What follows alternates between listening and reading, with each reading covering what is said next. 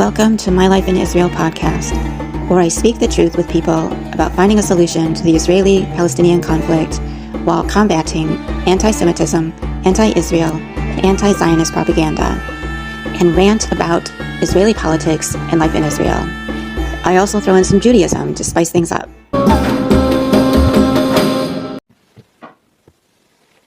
Shalom. Hi, welcome to My Life in Israel. Today I want to talk about, go a little deeper into why I'm starting this channel and what I want to talk about. I want to explain how I got to this point where I wanted to start this channel. I am from America, and I know that the media that is shown about Israel outside of Israel is very limited, and doesn't show the whole story. So I know from my own experience that it's very one-sided. And so when I came to Israel, you see the whole picture. Every single day you hear about something. Attempted stabbings, rockets.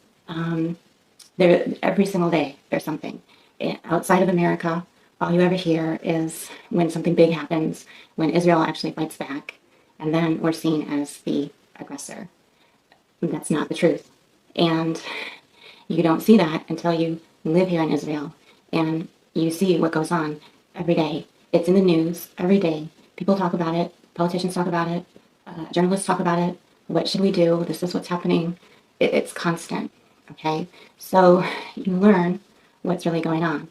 Now, so I thought I've been here for 7 years. So just after the last Gaza war in 2014 until now, I've seen and heard a lot. So I know what I'm talking about, and I'm going to talk about my own experience, what I've seen, what the news says, what is really going on.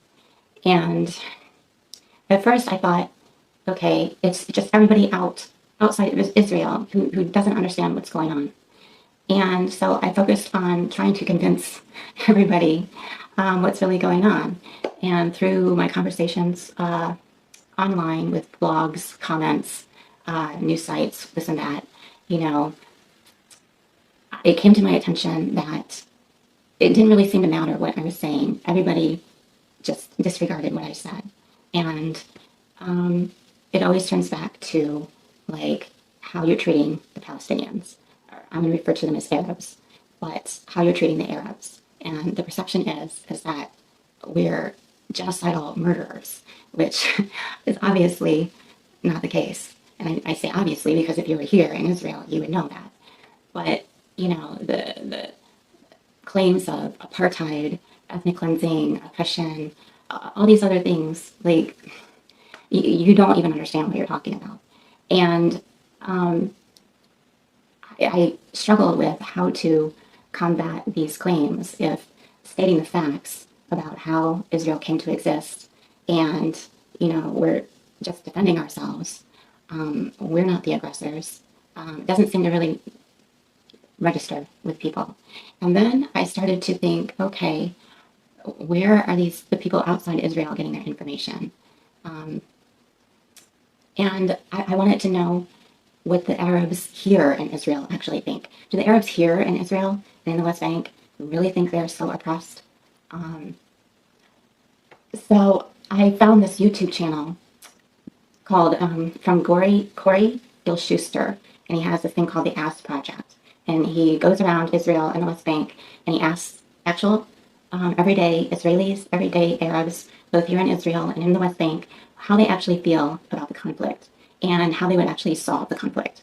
And what the Arabs think about the Jews, what the Israelis think about the Arabs. It's so informative. I would recommend his channel to anyone who really wants to know what the Israelis and the Arabs really think about what goes on here. So watching that channel, it really made me realize the real problem and the real issue is what's coming from the Arabs themselves. The Arabs themselves are the ones that are saying, you know, we're under occupation, we're being persecuted, we're being oppressed, we're, you know, our children are being killed and being locked up in prison and all this and that. They're the ones that are actually saying that. And I'm like, and it all comes down to there's two different, well, actually three different sections of Arabs. The Arabs in the West Bank under the Palestinian Authority. There's Israeli Arabs here living in Israel who are citizens. And then there are the Gaza Arabs. And the Israeli Arabs here in Israel enjoy life much better here in Israel. They have equal rights. They go to school. They're very educated. They have jobs, most of them, and they do very well. And what I found out, there is two different viewpoints between the Israeli Arabs and the Palestinian Arabs in the West Bank, and that is everybody says that they want peace, but what peace actually looks like is very different. And what I learned from the Israeli Arabs is that, for the most part, they consider themselves as Israeli. They enjoy living here.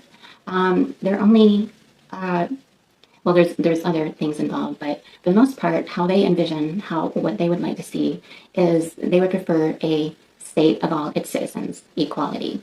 Okay, they don't like the idea of the Jewish majority. They feel like they're second-class citizens. Okay, and what that would look like is basically any Western democratic country in the West, America, Canada, Europe. That's what they kind of envision. And then there's also in the PA Arabs in the West Bank. They have a very different vision. They would prefer that the Jews just not be here at all. Now, I'm not saying all of them, but for the most part, they would prefer the Jews not be here. And they want not a separate state in the West Bank. They want the whole area of Israel to be theirs again. Okay, so there's not a total consensus, but what I found is even Israeli Arabs here in Israel identify as Palestinian, and so they, even though they consider themselves Israeli, still kind of think the same way as the Palestinian Arabs in the West Bank, is that they would prefer the whole state to be Palestine. Okay, and they have the other issues as well that I'm not really going to go into. That's for separate videos that I plan to make. But this is what I found out, that the real issue is from the Arabs themselves, how they view themselves, how they view us, Jews living here with them, and what the solution they think is going to solve the problem. Now, it's really needs to be said that this is coming from my view only. I'm not going to parrot anybody else's views. I'm not aligned with any organization or any activist or anything. These are my views only. And through learning all this, and then after the last Gaza flare-up in May, and especially the riots that were supposed to be in mixed cities, that were supposed to be a bastion of coexistence, it really irritated me. It made me mad. It made me mad for on the Israeli side, on the left, because usually the left is usually all about coexistence. And I'm like thinking, how's that coexistence going for you now, working for you now with all these riots? It made me very mad. And then it made me mad for the Arabs who were rioting. I'm like, really? This is how you're going to act? You're here in Israel, you're a citizen, you have all these freedoms, and you're still going to act like this?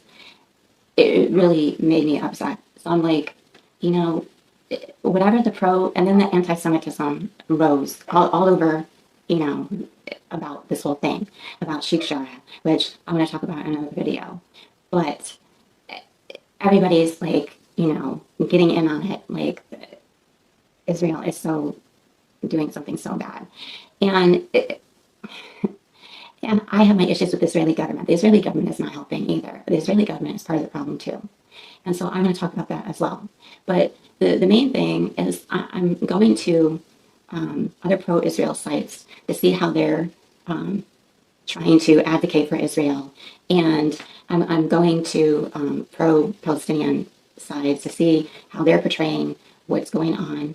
And I'm like, we are living in alternate universes. We're at total opposite viewpoints, and there doesn't seem to be any coming together on anything. And so that's where I feel like I want to put my 2 cents in, because the pro-Israel people, what they're doing, it's not working. It's not working. You're not convincing the other side of anything, because you still have the Arabs who are still claiming that they're being persecuted, they're being oppressed, they're being killed. It's just so terrible.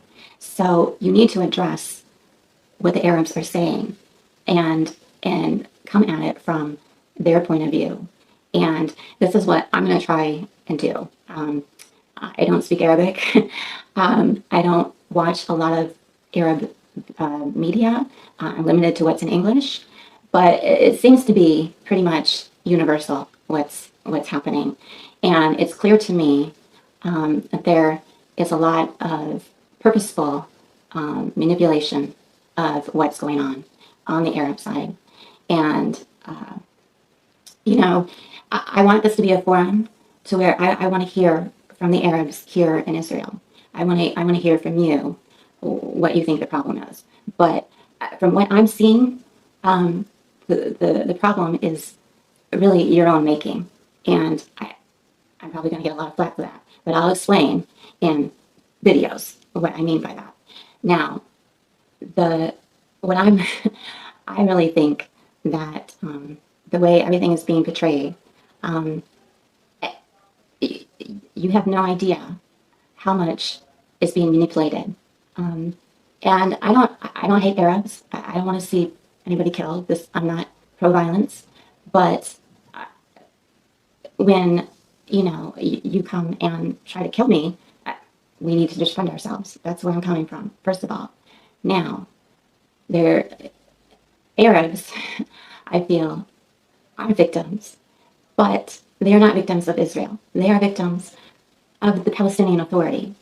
The PA is exploiting their own people, perpetrating their own victimhood to keep the narrative going. They don't want a state of their own. If they wanted a state, they would have a state. They receive billions and billions of aid. They could have used that money to create a thriving economy and state. They're not doing that. And the Arabs in the West Bank, they know that the PA is corrupt, and they hate the PA. But then what are they doing instead? They're going to Hamas now. And I'm like, really? You think Hamas is going to treat you better than the PA?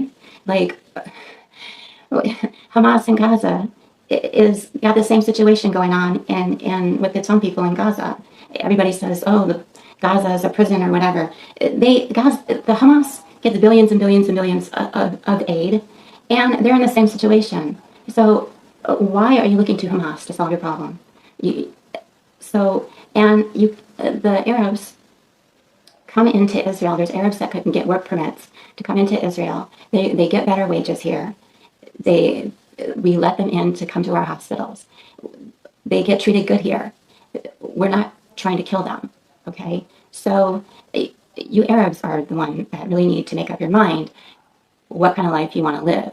You want to live a life just in hate, or do you actually want to, live together in a free society and not in a corrupt society that you can't even speak your mind and speak against the government and the corruption?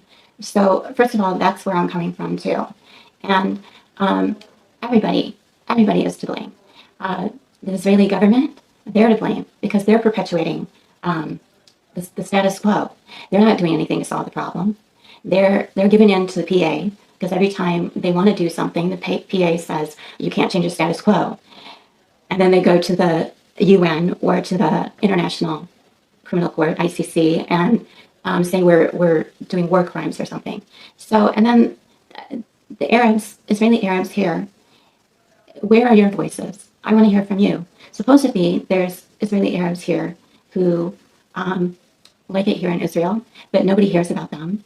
And one of the reasons why I'm hearing is because they're afraid to speak out, because the other Israelis that are more sympathetic to the Palestinians in the West Bank and the PA and Hamas and everybody else threatens them because they're considered collaborators of Israel.